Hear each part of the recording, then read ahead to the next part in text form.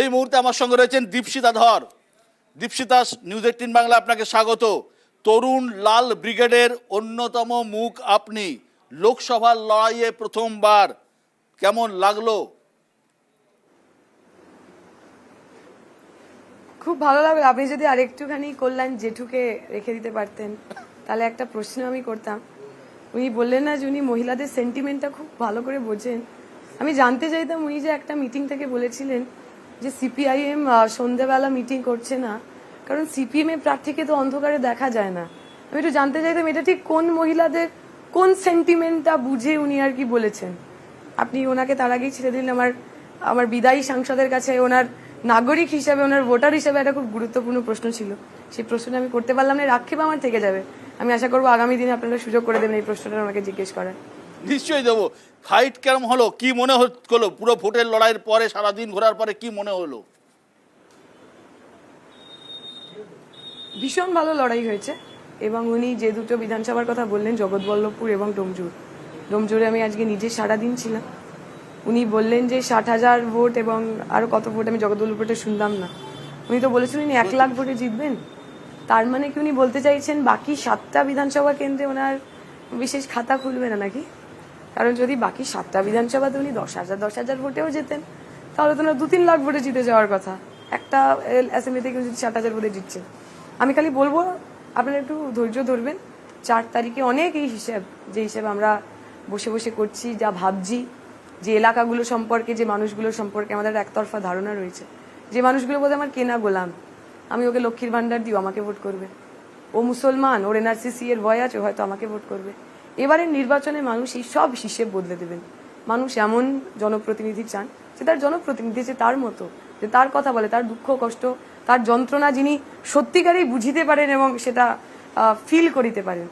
ফলে এইবারের নির্বাচন লড়াই হয়েছে। আমার কমরেডরা এজেন্ট হয়ে রাস্তায় ছিলেন, বুথের মধ্যে ছিলেন, মার খেয়েছেন, বাড়ি চলে গেছেন, হাসপাতালে গেছেন, হাসপাতাল থেকে ফিরে এসে আবার এজেন্টে বসেছেন। এই স্পিরিট, এই কারেজ, এই স্পর্ধা বোধহয় একমাত্র বামপন্থী রাজনীতি করলেই আসে। দীপশিতা, প্রচারের ময়দানে আপনাকে ঘিরে প্রবল উৎসাহ দেখা গিয়েছে, আমরা নিজেরা দেখেছি, ভালো ভিড়ও হয়েছে, কিন্তু ভোট আসবে কি?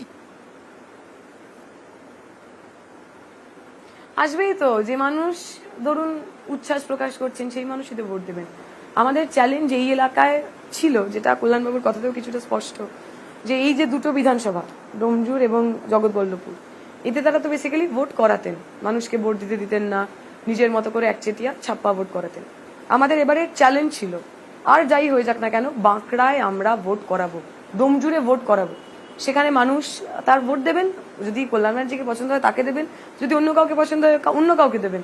কিন্তু এই যে অডাসিটি, যে আমি সাধারণ মানুষকে ভোট দিতে দেব না, আমি নেতা, আমি এমএলএ, আমি এমপি ঠিক করব কিভাবে নির্বাচন হবে। এই নির্বাচনের আগে পর্যন্ত এখানকার এমএলএ কল্যাণ ঘোষ তিনি পাড়ায় পাড়ায় বলে বেরিয়েছেন যে নির্বাচনটা নির্বাচনের মতো করেই হবে, আমরা আমার মতো করেই করব। 1 লাখ ভোটে এখান থেকে কল্যাণ ব্যানার্জিকে যদি না জেতাতে পারি, আমার পরবর্তীকালের টিকিট, আমার এমপি, মন্ত্রী হওয়া, এসব একটুখানি এদিক ওদিক হয়ে যাবে। তাই আমরা চ্যালেঞ্জ নিয়ে নেমেছিলাম যে এইবারে নির্বাচন হবে, আমরা এজেন্ট বসাবো, মানুষ লাইন দিয়ে ভোট দেবে, সেই কাজটা আমরা করে উঠতে পেরেছি। আপনাদের রাজ্য সম্পাদক মোহাম্মদ সেলিম আমার একটি সাক্ষাৎকারে নিজে বলেছিলেন যে তারুণ্যকে প্রাধান্য দিতেই আমরা তরুণ মুখদের জায়গা, সেই মর্যাদা কি আপনারা তরুণরা রাখতে পারবেন?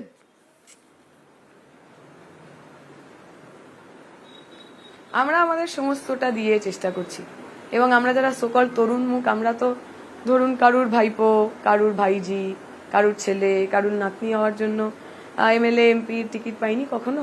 আমরা প্রত্যেকে আমাদের লড়াই আন্দোলন থেকে উঠে আসা, কেউ ছাত্র আন্দোলন, কেউ যুব আন্দোলন, এবং নির্বাচনে আপনার দাদুও তো পদ্মনিধি ধর। আমার দাদু পদ্মনিধি ধর 2006 সালে, মানে উনি সেবার নির্বাচনে দাঁড়াননি, 2001 সালে শেষবার নির্বাচিত হয়েছিলেন।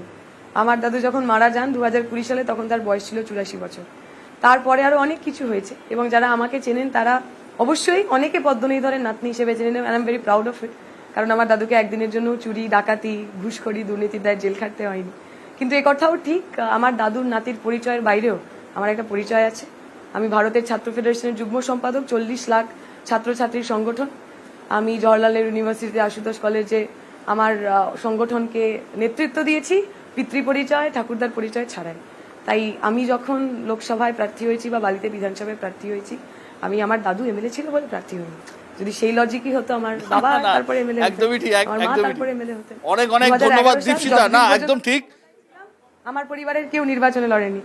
অনেক অনেক ধন্যবাদ দীপশিতা, ভালো থাকুন, সুস্থ থাকুন, অনেক অনেক ভালো থাকুন, Thank you. অনেক ধন্যবাদ। আমরা হুগলি